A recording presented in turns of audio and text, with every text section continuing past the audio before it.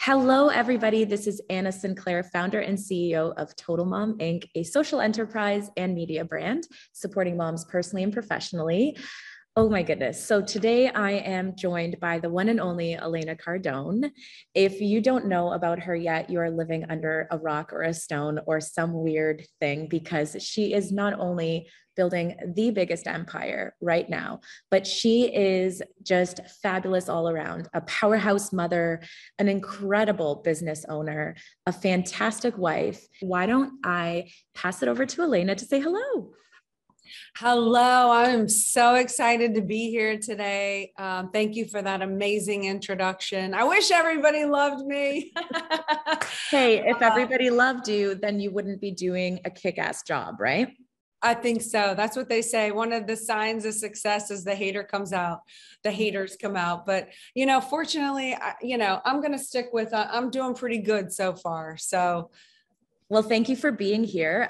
Like I said, I absolutely love your work. I've been following you and your husband, Grant, for quite a while. Why don't you tell the audience a little bit about what motherhood and business looks like for you in particular? Yeah. And, it's not that I don't like the word balance. It's that, I've grappled with it myself. And finally, I've come to realize, there does have to be a balance. So like, if you break it down, there really does, there's just certain things, basic essentials that you need in life. You do need rest. You do need, to have your decompression fun time. You do need to whatever. So in that sense, I understand it. But yeah. Then when I hear the other side of the kind of way that I think that I hear balance, or what people are asking when they ask that question, how do you do work-life balance? Then I have this idea of that you're supposed to like have everything perfectly in harmony and everything works out smoothly. And then that's where I run into a problem basically with myself, because I think, well, I compare what I think it's supposed to look like with all this humming a balance. Yeah. And then I look and my life doesn't look like that. So then I judge myself for either not having that, something's wrong with me. I'm trying to get something that I'm probably never going to attain in my life. So in that aspect, then I've come to just understand that I'm not a balancer, I'm a juggler. So how do I handle that? Well, I've broken it down like everything else in my life. I have little systems and operating mechanisms that I use to help me get where I want to go faster. So first and foremost, I have broken down, what is my purpose? What am I here to do? What is my message? Once you know that, then I can decide, okay, well, who do I need to be around in order to get where I want to go? And so when you start breaking down your life towards these little directions, what that does is it starts to help you get really clear and in focus on what to spend your time and activity and energy doing and what not to do. So before, I just kind of did life and I kind of was all over the place, and I could be victim to this or that, or I'd get distracted and dispersed. And it took me forever to try to accomplish a goal. Now it's like, look, I have my goals. Like, I'm helping my husband get his products and services known by the 8 billion people on planet Earth so that they can know about money and take care of their families. Okay, great. That's one. I support that. 2, what is my purpose? My purpose is to restore the value of women and the family dynamic to society. Okay, I'm clear on that. Okay, what are my core values? Who do I need to be around? Who's going to help me achieve that? How do I gauge whether I'm doing that? So you understand, now I can start aligning myself with the right activities, with the right people that are going to help me reach my heightened level of success in those areas. I start eliminating all the extra stuff. Okay, now I break it down even further to family. Like, okay, so yes, it's family first. Everybody knows that. And that is true. However, in my book, it's not always family first. It's always family first when it has to be, when it's family needs you. But there's other times when my children don't come first, when they're just bored and want to hang out with me, and I have work to do towards these purposes. Yeah. So then it's okay. How do I pass off the torch to somebody that I trust to take care of the kids and get them out of the room so they're not feeling like I don't want to be with them? And so when I say juggler, I'm just a master at figuring out what ball needs to land in my hand at that time. It gets my full attention. And then when that one gets dealt with, then it's the next one, then it's the next one. Do you know what I'm saying? And so sometimes it's 100%. Right. Sometimes and it's like sometimes it's business, sometimes it's husband, you know? Yeah, go ahead. What I love about what you've created is your entire family seems to be in sync and on the same pulse and in alignment around the priorities as an entire family, as an empire, as an entire ecosystem. And so, you know, your family is clearly a big part of this entire empire. You guys are all, it's kind of like you're not doing motherhood and business. Motherhood and business has collided and the whole family has been integrated. We get to live this lifestyle. And so I've heard you say in the past, like, just sharing and reflecting on your gratitude, but sharing that and passing that down to your children, saying like, we get to live this lifestyle because we all work for it. And it's so important for mothers that are listening to this right now to hear from you. Like, what can they say? What can they do? What are ways that they can share that value with their children and share with them and show with them that, you know, mommy is building an empire. Mommy is helping provide all of this for you. Yeah. Okay. So my kids have been indoctrinated from a very young age that we're, first of all, what is the mission of the family? What is the mission statement of the family? Most people don't have a mission statement. Okay. So we do. We are Team Cardone, and we want to make a difference for the better on this planet by helping people with our products and services. That's how we're superheroes. That's what mama does. That's what papa does. And you, if you want, can be a superhero too. Okay, so this is what we're doing to help people across the planet. Do you like this idea? Do you like this game? What kid doesn't, right? Of course, they want to help people. Of course, they want to contribute. They don't want to be treated like kids. You know, they want to be treated like they can do something, that they're competent, not like little kids, no matter what their age is, that they can't do things. Yes, they're kids and they have to earn adult rights. I don't treat my kids like adults, but I respect them for being who they are. So then I say, okay, so listen to this. If I go out and am on a conference call, or I can't be with you, I'm helping people. Mm-hmm. So if you allow me to be away, or if I'm on the road and I have a speaking engagement, I'm helping all of those people, right? I'm making a difference. We're helping them. So if you allow me to be gone without calling, without having all these problems, without making it really hard on me, without distracting all my attention on you, but where I get to be there with the audience, do you realize that you are helping those people? Because you have made a contribution, not just me, you. So it's not like allowing mommy to go off and do what mommy's going to do. It's they have an active role. It's what you were talking about. It's integrated. They have an active role, but you have to be able to see that viewpoint and allow them to have that. When I come home from the road, I try to bring a gift and thank them and share with them. And how else do you want to contribute? You want to do 10X kids? You want to do this? How do you want to help me? How do you want to, what is it that you want? What is your goals and your dreams? How can I support you and help you achieve what it is that you want to achieve? Because, one of the biggest problems with kids early on is, they just don't have a purpose. And imagine you as an adult without a purpose, how lost you feel. You don't know what to do. You can get swept up in this group, that group. You can be swayed this way, that way. Like, having a purpose is so essential for everyone. So if a parent can find or give a purpose to a kid that they can then own and have as their own, they're going to be a lot more sane than just any other kid. Like, oh, I'm just a kid. I have to wait to work my body to become an adult. They have a purpose. Yeah. And it's like, it's so crazy because it's like a different lens. It's a different perspective.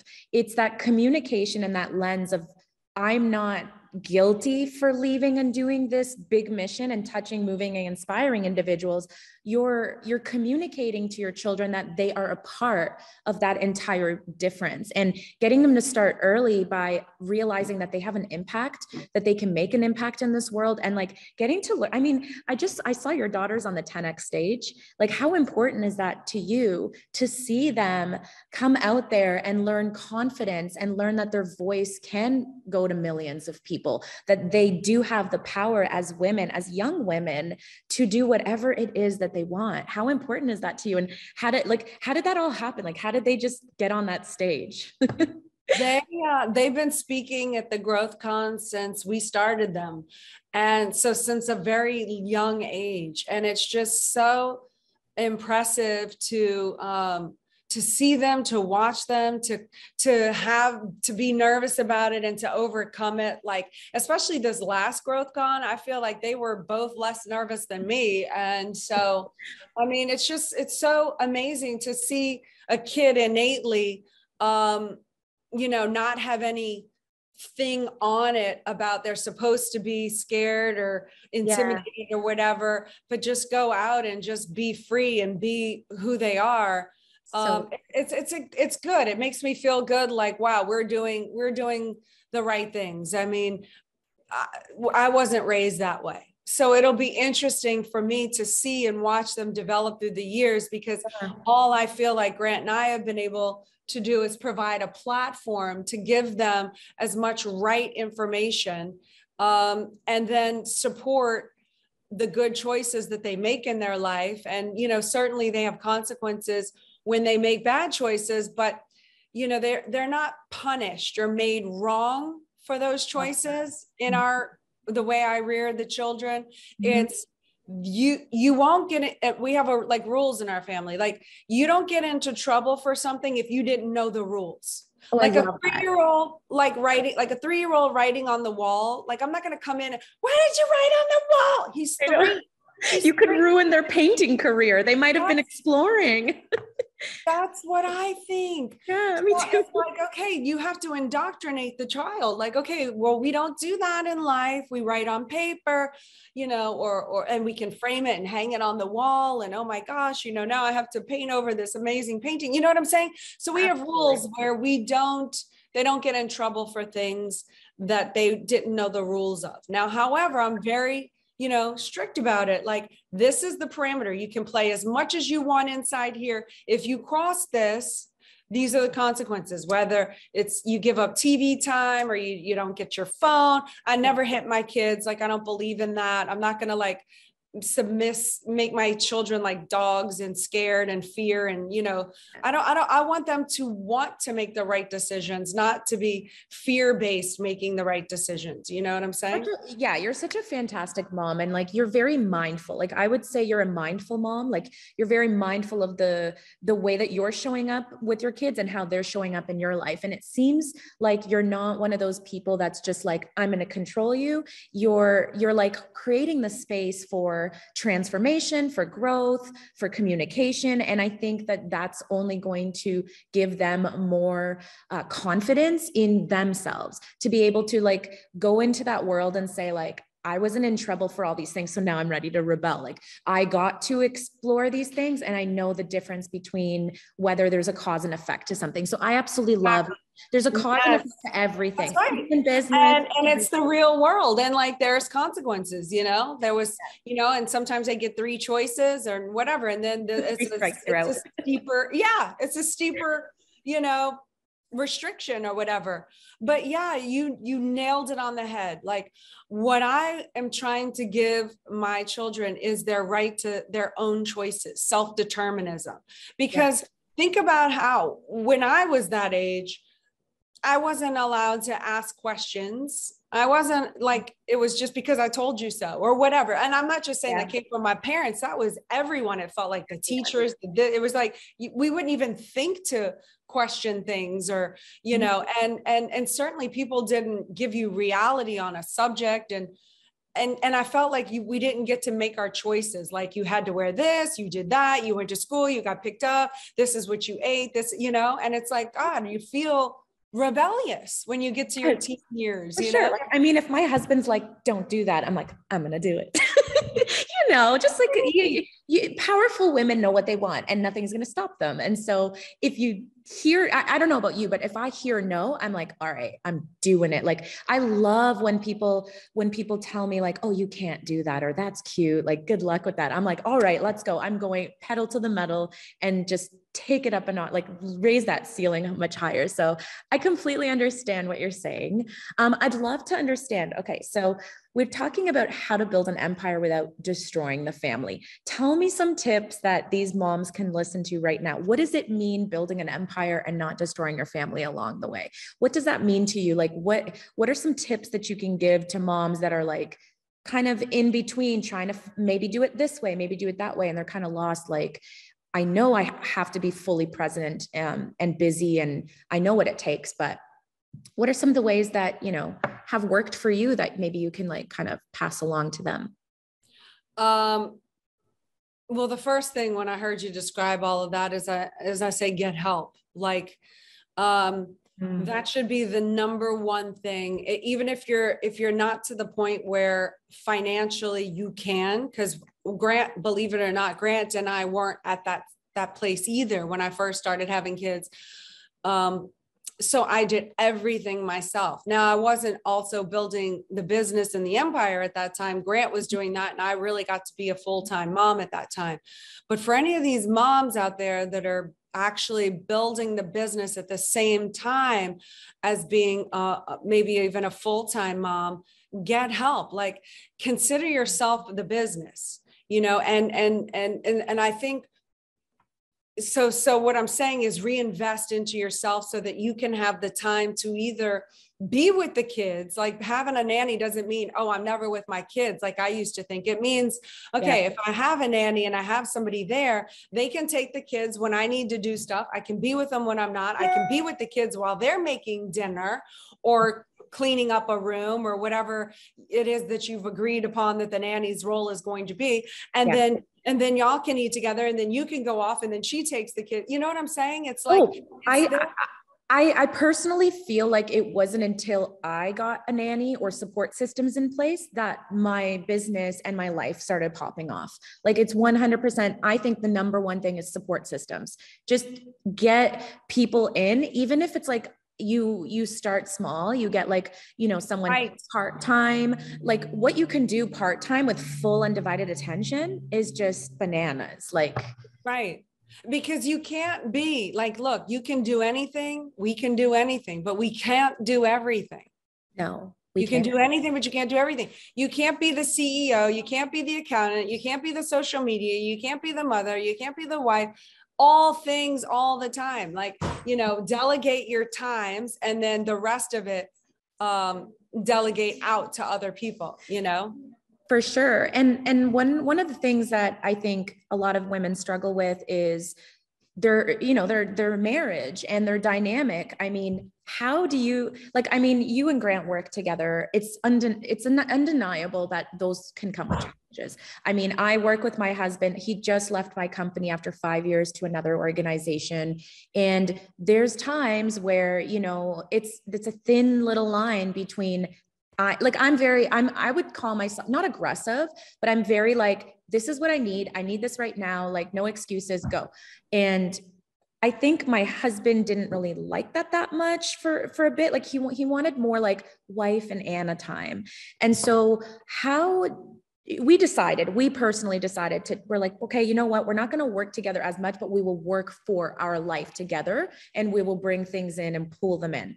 But for you've done such an incredible job with working on your marriage, being so honest and authentic about it, talking about how it hasn't been perfect. You've grown it into something so strong now and so powerful. What are some tips for women who, they're just so ambitious and passionate, and they know what they got to do, but they're trying to work with their husbands, or their husbands are working for them, or they're working, you know what I mean? What kind of advice would you give to those women? It's probably going to take more than one conversation. But yes, you need to start the conversation, and the quicker that y'all can both get on the same page and know where you're going as a couple.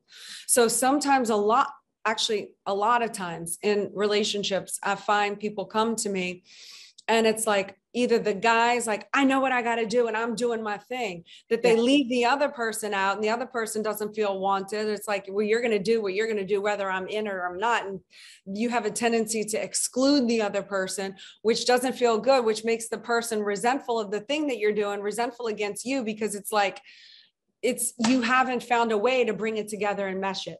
Yeah. Like you're doing your thing. So we know, and we want you all to have your thing, blah, blah, blah, whatever that means. But if you're in a marriage, it's like, okay, what is your thing? Then what is the couple's goals? Who are you together? And then what is his goals? I write it down on a piece of paper. I always do like a column like this, just like this. So my goals, the couple's goals, his goals. And ultimately, when you figure out where y'all are going together, like we want to go, blah, blah, blah, to reach a heightened level of success together. We want to achieve our goals and our dreams as a couple. We want to be a model role couple, so what does that mean? Yeah. So eventually I had the cognition that everything in my column, I really needed to do the things in my column that were going to fuel me to be better, to lift us up, to reach these goals together. So it's about figuring out how to, like, what is the long-term goal and who are you together? Once you understand that, it's easier to then break down the roles. It's the roles of who does what. That's who so runs important. the marketing, who runs the business, who runs the finance. And it should be based and agreed upon on the strengths and the weaknesses, not on, oh, I'm male, female, or I should do this, or it shouldn't be that. It should be when you really figure out that you're a team. Yeah. And you're going for this Super Bowl ring of life, and that becomes the senior datum. It becomes easier to then be able to be like, you got to go do this, this, this, and this. And it's like, yes, got it. You're not so caught up in, I don't like the way you talk to me about that, even though Grant and I still, in all transparency, can get like that sometimes. But then we reset ourselves and we're like, most of the time, what I'm telling you works out this way, because you're no longer caring about the this and the that. The game and the target becomes so big that the tit for tat isn't the game anymore. That's a boring game. It's like, when we can go here, why are we arguing about this down here? Because this down here isn't getting us to billionaire, or, whatever your goal is. Mine for a long time was billionaire. It was billionaire because that was the target that I could physically see, to manifest in the physical universe, to say, we have hit and been exposed to enough people to transact in order to make that number occur. 100%. That was a big target. So everything in my mind for so many years was, I want to hit that billion, because that was the gauge of, okay, we're getting our message out. Because you can't hit that without being known.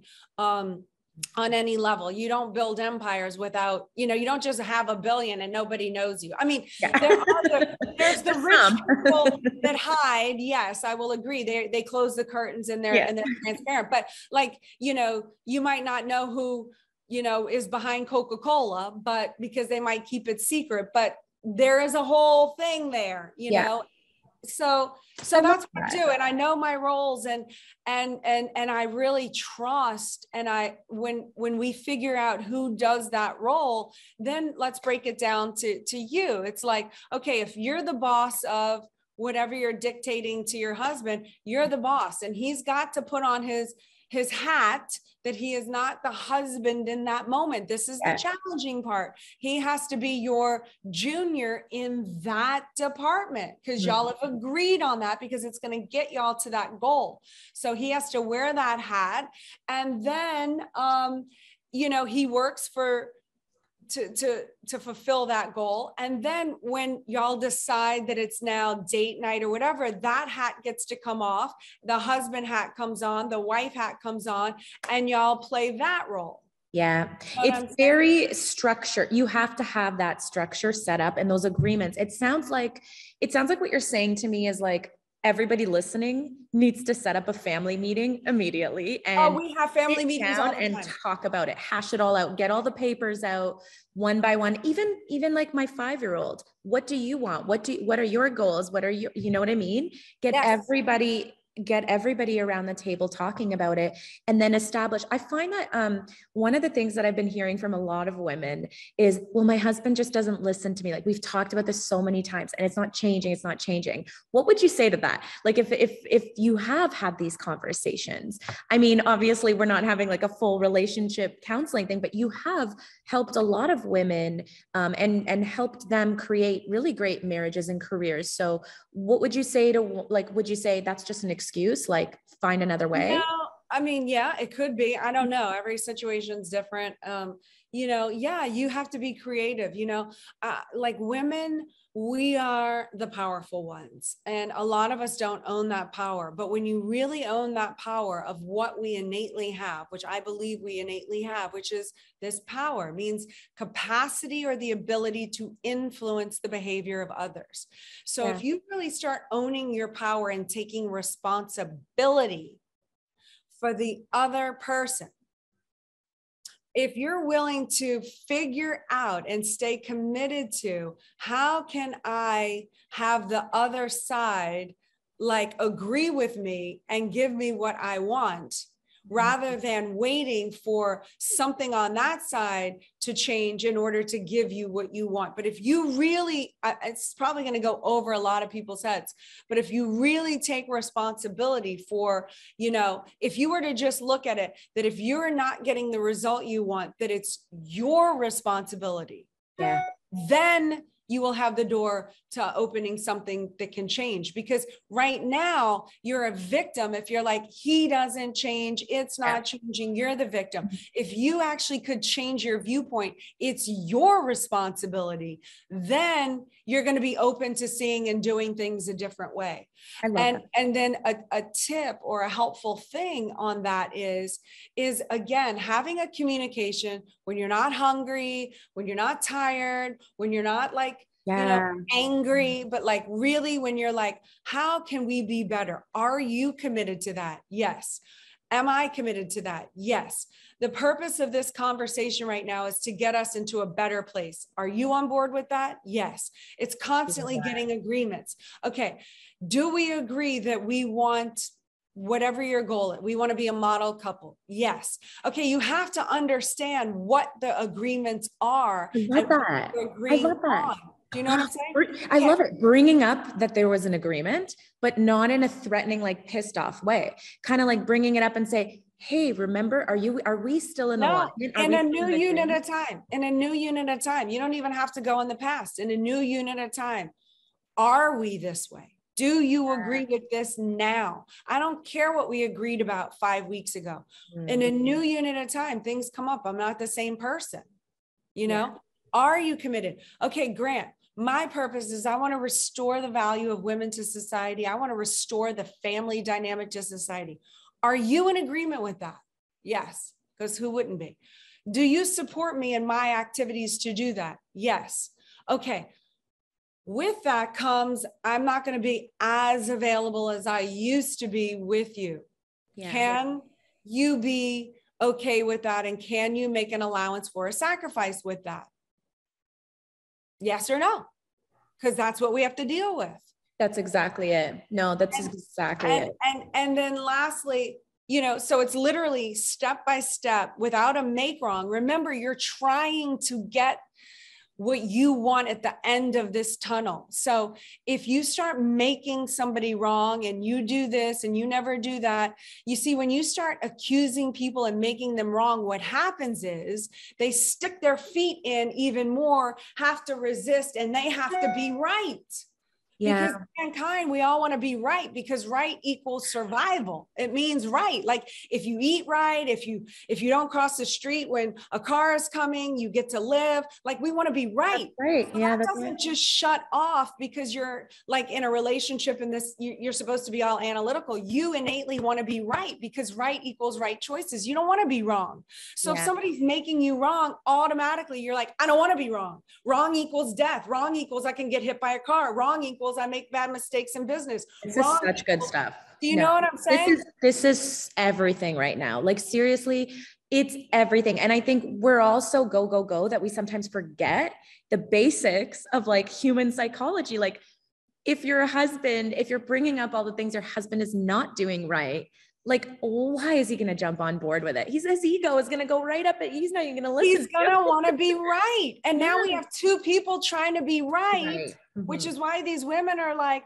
that he never listens, because you're trying to be right and he's trying to be right. And you've missed the whole goal, which is, how do we get to have the shared reality of where we're going, which then creates affinity, which then opens the door for communication, which then opens the door for doing this in order to be able to have what you want.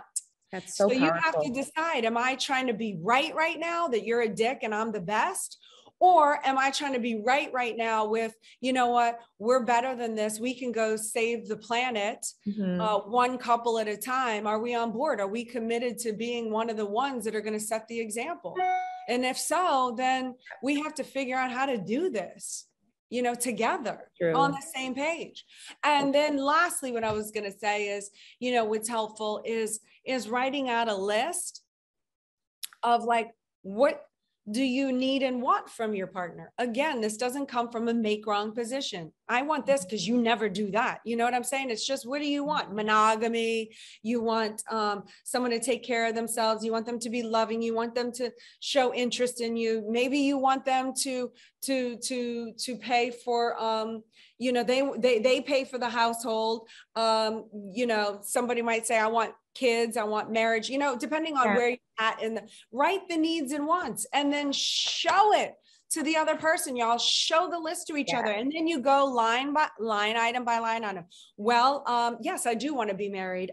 Yes, I agree to monogamy. Yes, I want children. Yes, this person said he wants me to cook a meal. Wow, I never thought I'd like to cook a meal, but you know what? You want that and it's important to you. Yeah, I can commit to cooking a meal to you once a week. I'll give you once a week. You know what I'm saying? It's that conversation that needs to be had. I don't think many people do that. They don't sit down face to face and go, all right, let's build this shit together. Right? That's right. Let's build and this so shit what together. happens is the person keeps all the stuff that they need and want in their head. They expect through mental telepathy, their partner to know it. And when they don't know it and don't deliver it, then they use that as the thing to make them wrong, that they're just whatever they have in their head that they are. Games that we play sometimes. It's just like, ridiculous. Get it out of your head. Like, there's going to be no duplication with understanding if it doesn't get out of the head to where someone can say, oh, you wanted a black cat. I understand what a black cat is. Here's your black cat. Not keep it in your head, never know they want a black cat, never produce a black cat, but I'm always getting, you know, in trouble because I'm not producing something that I don't even know about, but I'm always being wrong for it. You know what I'm saying? It's so, I hear you. And this is so, today later on, I'm filming the dad panel and I can't wait to chat to the dads, because this just makes me feel so much for our counterparts and just what they could be going through if we are not showing up in the way that we all deserve to be treated, right? So amazing feedback on relationships, juggling motherhood and business. Let's really quickly talk about 10X ladies, because I want everybody to know about this. Like, this is such an incredible opportunity. I mean, you've got your masterminds, you've got 10X ladies. Tell us all about how 10X ladies started. Tell us about, you know, the conference. Tell us it all. Like, I just want everybody to know. Okay. So originally 10X ladies started 3 or 4 years ago, because I wanted to bring more women into the Cardone umbrella. You know, there wasn't enough women at 10X growth conferences. There wasn't enough women business owners that we partnered with in Cardone Ventures. There wasn't enough women investors in Cardone Capital. There wasn't enough women businesses on Cardone University. And I felt like, and this is at the time, since then, I mean, Grant's just blown up, and I feel like, you know, we don't have those situations as much anymore, because I think a lot of women know him. But at the time, I was like, if a woman can find me and what wouldn't find Grant either because they don't like his style or because they're not in that entrepreneurial space watching that world, they can find me and then I can funnel them over into everything Cardone, and there, boom, I've brought the women. So that was the birth and the inception of 10X Ladies. It wasn't about to keep men out of the picture. It was just, how do we bring more women into the 10X empire? So it's been very successful. It's an annual event I do every year. I bring in the women that are in my life or I want to be in my life. They speak. It's more than inspirational. It goes beyond that.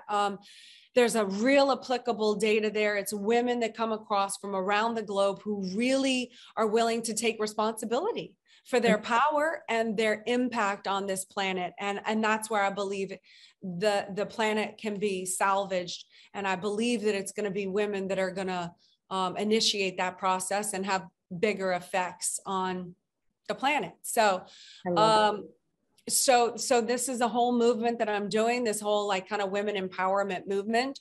10X Ladies has been incredible. It's growing.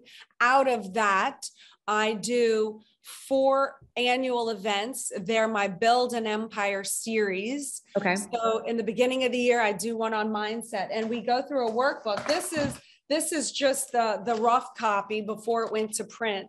But I did one on mindset. The next one coming up May 27th and 28th is Design Your Life. So the first one is mindset. How do you even think big? What does that look like? How do you even, how do you even have that? How to get rid of those old ideas and concepts and false ideas, false datums that have been holding you back and preventing you from even having that.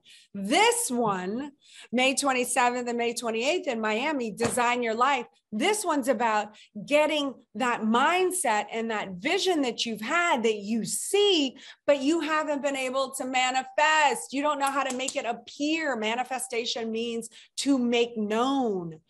So how do you get it manifested, showing up in the physical universe? Like, it does me no good here. It's got to show up here. So this workbook works the girls and the guys, because this is not girls only, through a series of questions that I ask them. But by the time you go through here, this is your own. And I go through every single one of my own workbooks that I've written, because I want to go on the journey as the person sitting in that seat would. So anyway, by the time you leave, you have the customized blueprint of exactly what you need to make your vision appear in the real world. So is it like a more intimate experience? Yes. Yeah. Right. Like, so how many people? Yeah. So 10X Ladies is several ladies. It's a big event, a lot of lady speakers. This event, primarily, this one, I'm going to have 2 guest speakers.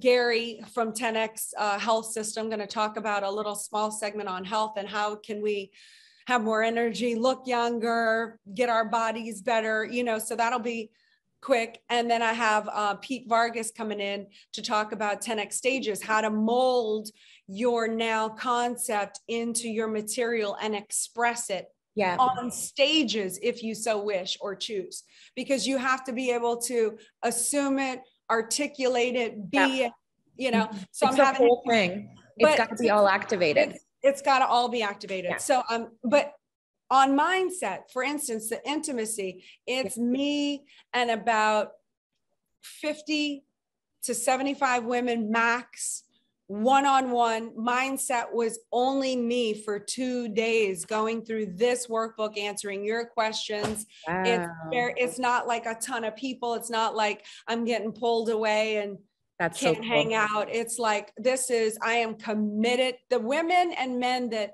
are committed to this course, I am committed to them. I love that. And then the next one, the one that you're coming to, is going to be on money.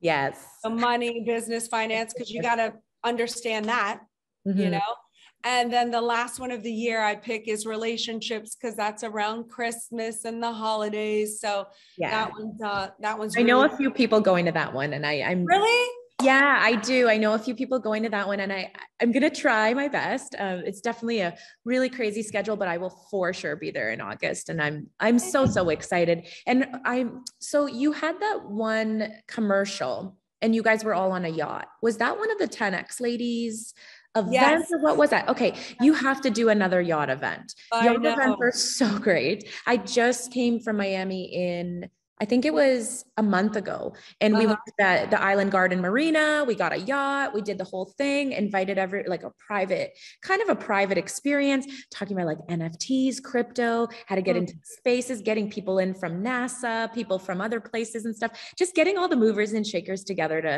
to talk. You need to do, please, for the love of baby Jesus and all the Do Jesuses out there. another yacht. Please do another yacht. We will all Okay. be there. I will make sure the whole Total Mom crew comes out. We have Okay. got to get more Total Moms out to Miami. I mean, beautiful weather, growing your business, learning how to grow and scale your business, and talking to individuals like yourself who have done it, who are doing it, who are living and breathing examples of what success in a holistic level looks like. So I'm just so honored. I'm so excited that you were able to come sit down with me and talk to the moms. I mean, we're all super excited. And I'm sure anybody who has not met you yet has already like fallen in love with you, because like I said, you just call it as it is. I mean, that's what I love about you. That's what drew me to you, is just the fact that who Elena is what you get. Like, you get what you see. And that is so important in terms of being a powerful woman. So thank you so much Thank for this you so much. beautiful interview. Yay, thank you. And we're so excited. We'll see you soon. And yeah, if there's one last tip you'd love to leave for Total Moms, let us know what that number one, like if you could leave them with one takeaway, something, a gold nugget from your brain, what would that be? A couple of things I would say, for the Total Moms, like, know that you have the most valuable job on the planet. You are rearing children to be productive members of society. You are forwarding the forward motion of mankind on this planet, because without mothers and without children, we have no civilization. So never, ever, ever disparage yourself. And if you were ever tempted to say you are just a mom, please eliminate the word just in front of mom and really own that power. If you're out somewhere and somebody asks you what you do, you are a mom forwarding the civilization of mankind. Thank you very much. Rearing two productive members of society, to be contributing members. So that's not an easy task. It's not anything to fluff away. It is extremely powerful. And thank you for doing what you do and owning your responsibility. Now own it, and let's go transform the world in their vision of mothers and show them what you got. Show them what you got. Show them what See? you got. Show them what you got. Show them what you got. All the mamas out there.